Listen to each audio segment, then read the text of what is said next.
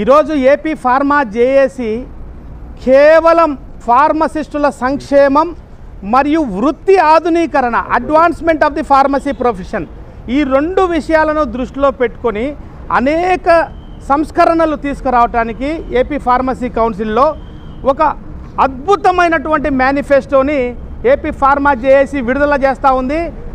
దాదాపు 6 ప్రామిసులు, హామీలు కాదు ప్రామిసులు ఖచ్చితంగా చేస్తామని చెప్పేసి తెలియజేస్తూ 6 హామీలను ఇవ్వబోతా ఉంది. హామీలు కాదు, క్షమించాలి, ప్రామిసులు చేయబోతా ఉంది. ఖచ్చితంగా ఈ యొక్క ప్రామిసులు నిలబెట్టుకుంటాం, ఖచ్చితంగా చేస్తాం. దయచేసి ఏపీ ఫార్మా జేఏసీ ప్యానల్ను అద్భుతమైనటువంటి ఓట్లతో మెజార్టీతో గెలిపించాలని చెప్పేసి ప్రతి ఫార్మసిస్టును చేతులు జోడించి వేడుకుంటా ఉన్నాం. అందులో ముఖ్యంగా ఫార్మసిస్టు సోదరులారా, దాదాపు 10,000 మందికి పైగా రెన్యువల్లు ఆగిపోయి ఉన్నాయి. మీ బ్రతుకులు ప్రశ్నార్థకంగా మారింది.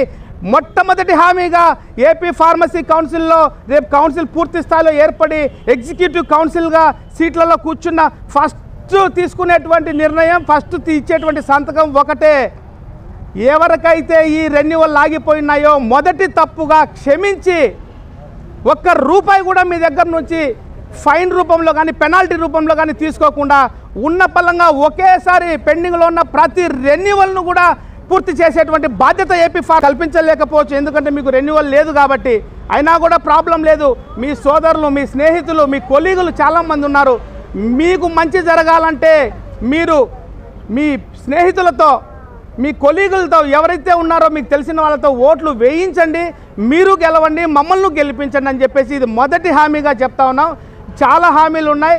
ఈ దేశంలో ఈ హామీలు కనుక అమలు అవుతే ఈ దేశంలో ఏపీ ఫార్మసీ కౌన్సిల్ను చూసి ఇన్స్పిరేషన్గా తీసుకొని ప్రతి స్టేట్ ఫార్మసీ కౌన్సిల్ కూడా మన బాటలో నడుస్తుందని చెప్పి బల్లగుద్ది చెప్తా ఉన్నా. నేను ఫార్మసీ ప్రొఫెషన్కు ఈ ఫార్మసీ కౌన్సిల్ ఏదైతే ఆంధ్రప్రదేశ్లో ఉందో దేశానికి దిక్సూచిగా మారుతుందని చెప్పేసి నేను గుండె మీద చేసుకొని చెప్తా ఉన్నా. జిందాబాద్ జిందాబాద్ జేఏసీ జిందాబాద్. వర్ధిల్లాలి వర్ధిల్లాలి ఫార్మసిస్టుల ఐక్యత. Okay, thank you.